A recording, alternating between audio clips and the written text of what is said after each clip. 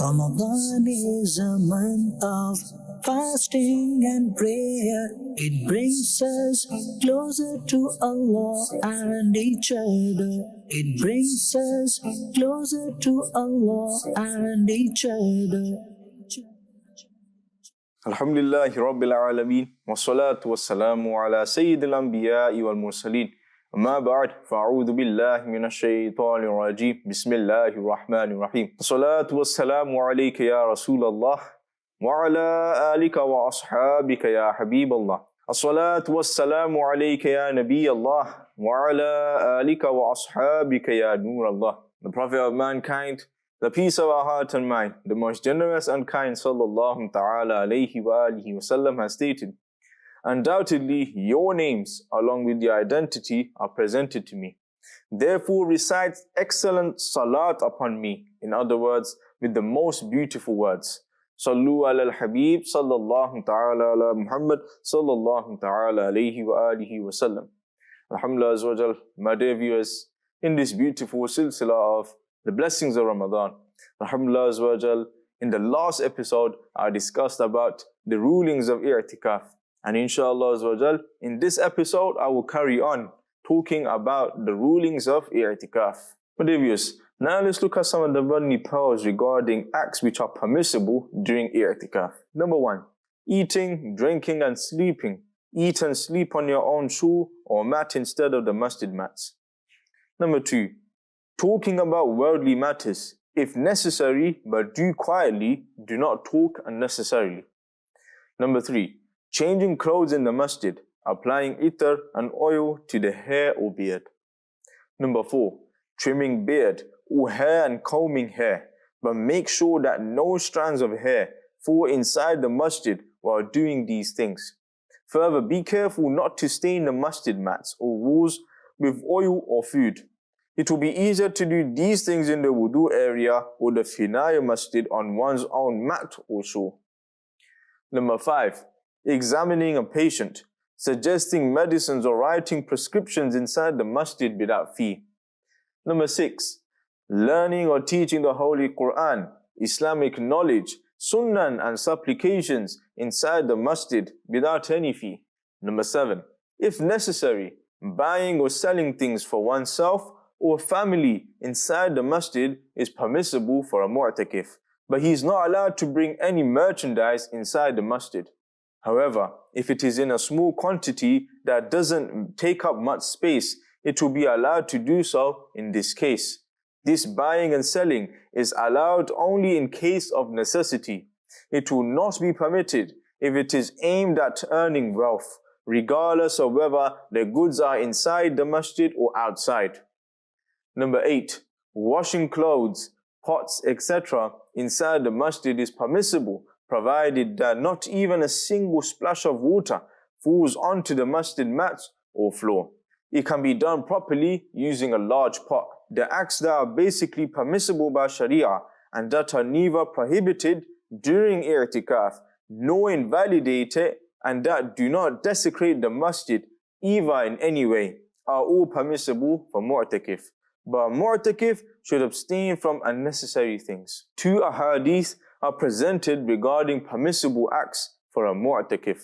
Number 1, Sayyidatuna Aisha Siddiqa radiyallahu ta'ala anha has narrated when the noble Prophet sallallahu ta'ala alayhi wa alihi wasallam was in i'tikaf, he used to take his blessed head out of the masjid towards my room and I would comb his blessed hair, and he sallallahu ta'ala alayhi wa alihi wasallam would not enter the house except to relieve himself. Number 2, Sayyidatuna Aisha Siddiqa radiyallahu ta'ala anha has narrated whenever the beloved and blessed Prophet sallallahu ta'ala alayhi wa alihi wasallam walked past a sick person in the state of i'tikaf, he sallallahu ta'ala alayhi wa alihi wasallam would inquire about his health without stopping and without moving to one side of the path.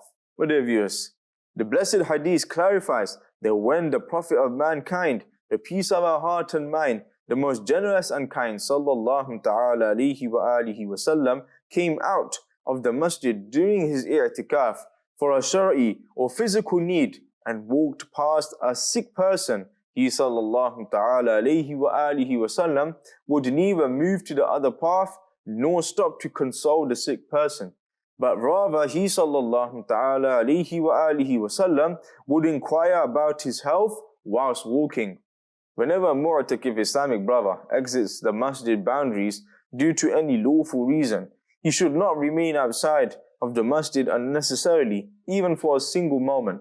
During salam, talking or consoling someone whilst walking past him is permissible, but if mu'takif stops or takes another path for any of these reasons, his i'tikaf will become invalid. Sayyidatuna Aisha Siddiqa radiallahu ta'ala anha has narrated the Prophet al-Rahmah, the intercessor of Ummah, sallallahu ta'ala alayhi wa alihi wasallam, would do i'tikaf in the last 10 days of Ramadan until his apparent demise took place, and then his chaste wives used to do i'tikaf. Islamic sisters should also gain the privilege of doing i'tikaf. Islamic sisters should do i'tikaf in their masjid-e-bayt. Masjid-e-bayt is a very small place, and therefore it reminds them of their grave. If sitting in one corner of the house despite the presence of daughters, sons and other relatives is hard, how will you be able to spend thousands of years alone in your grave? If Allah Azza wa Jal and His beloved Prophet sallallahu ta'ala alayhi wa alihi wasallam are displeased with you, if you do i'tikaf in your house for 10 days, and if Allah Azza wa Jal gets pleased with you due to its blessings, all the veils between your grave and Madinatul Munawwara may be lifted. Therefore, every Islamic sister should gain the privilege of doing i'tikaf at least once in their lives. Let's look at some of the money perks for Islamic sisters when they're doing i'tikaf. Number 1. Islamic sisters can perform i'tikaf in masjid-e-bayt only, not in a masjid. The masjid-e-bayt is a portion of the house a woman specifies for salah. It is mustahab for Islamic sisters to specify a particular area of their homes for offering salah and to keep it clean and pure. It is better that this area be a little raised like a terrace. Islamic brothers should also specify a particular place in their homes for offering the nawafil, as it is better to offer nawafil at home. Number 2.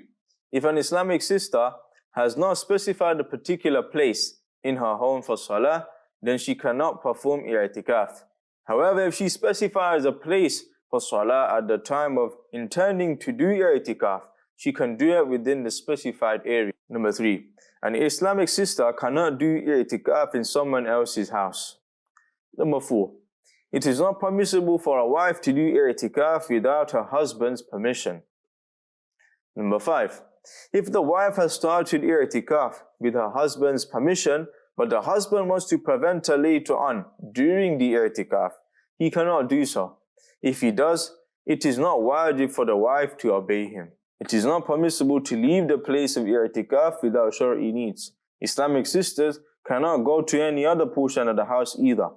I'tikaf will become invalid if they do so. The rulings which apply to Islamic brothers regarding leaving the place of i'tikaf also apply to Islamic sisters. In other words, Islamic sisters can leave the place of i'tikaf for the same needs for which Islamic brothers are allowed to come out of the masjid. Likewise, they are not allowed to leave their place of i'tikaf for the acts that men aren't allowed to leave the masjid for. During i'tikaf, Islamic sisters can sew and knit, staying in their place of i'tikaf. They can also instruct others to do household chores, but they cannot leave the place of i'tikaf. Number 12. During i'tikaf, it is better to focus completely on reciting the Holy Quran, dhikr, salat al-nabi, tasbihat, religious studies, listening to cassettes of Sunnah-inspiring speeches, and other acts of worship. Avoid spending time in other activities unnecessarily. If someone has started the i'tikaf for the last 10 days of Ramadan, but it became invalid due to some reason, you do not have to make up for all the 10 days, but instead you have to make up for the only day the i'tikaf became invalid. If the days of Ramadan are still left, you can make up for it in the remaining days of Ramadan. If Ramadan has ended, you have to make up for another day with fast except the day of Eid al-Fitr and from the 10th to the 13th of Dhul Hijjah, because fasting in these days is makruh tahrimi. The method of qada is to enter the masjid at any day at sunset. It is safer to enter a few minutes before the sunset, with the intention of making up for the broken i'tikaf and remain there until the sunset of the next day. Fasting is a condition for this qada. If somebody did not make up for the broken i'tikaf despite having the opportunity to do so, and now he is on his deathbed, it is wajib for him to make a will to his heirs to pay a fidya in exchange for the i'tikaf. Even if he didn't make the will, it is still permissible to pay fidya provided his heirs give permission to pay it. Paying fidya is not difficult. What you have to do is to give one sadaqah fitr, in other words, 1.920 kilograms of wheat, or money equivalent to its value, to someone who is entitled to receive zakah, with the intention of paying the fidya of i'tikaf. If the i'tikaf was broken due to a valid exemption or by mistake, it is not a sin, but breaking it deliberately without a valid exemption is a sin. Therefore, one must repent in addition to making up for it. It is wajib to repent whenever a sin is committed. One should repent instantly without any delay, because death can come anytime. Gently slapping one's cheeks a few times isn't repentance. Instead, one should mention the sin he has committed and humbly seek forgiveness from Allah Azza wa Jal with remorse and make a firm intention never to commit that sin again. One of the conditions of repentance is to have resentment towards the sin in heart. Now let's go through the necessary things for a mu'takif. Number 1, a curtain. Green would be nice, with some strings and safety pins for concentration and protection of things. Number 2, Kanzul Iman. Number 3, needle and thread. Number 4, scissors. Number 5, tasbih. Number 6, miswak.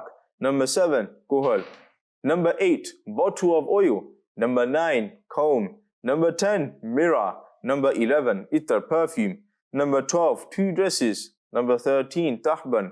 In other words, a piece of cloth which is used to cover the lower part of the body. Number 14, turban with a cap and a headcloth. Number 15, glass. Number 16, plate. Number 17, bowl. A clay bowl would be nice. Number 18, cup and saucer. Number 19, thermos. Number 20, eating mat. Number 21, toothpicks. Number 22, towel. Number 23, bucket and mug for doing ghusl. Number 24, handkerchief. Number 25, knife. Number 26, pen. Number 27, a kufl Medina pad for talking by writing, so that the habit of unnecessary speaking is avoided. Number 28, Fizani Sunnat and other Islamic books according to one's needs. Number 29, Neka Amal booklet. Number 30, notepad or diary. Number 31, if necessary, valueless pieces of cloth which one can get from a tailor or tissue paper for drying private parts after defecation or urination.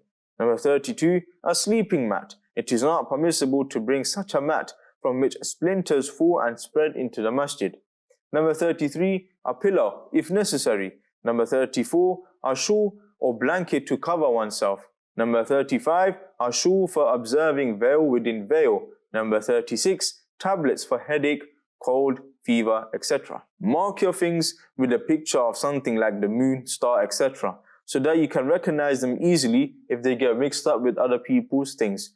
Do not write your name or initials on your shawl because it will probably be disrespected. I pray to Allah subhanahu wa ta'ala that He gives us all the ability that we are able to do i'tikaf every single year. I pray to Allah azza wa jal that He gives the ability that we are bestowed with a beautiful death in the blessed city of Madinatul Munawwara. Ameen. Bijahin Nabil Ameen. Sallallahu ta'ala alayhi wa alihi wa sallam.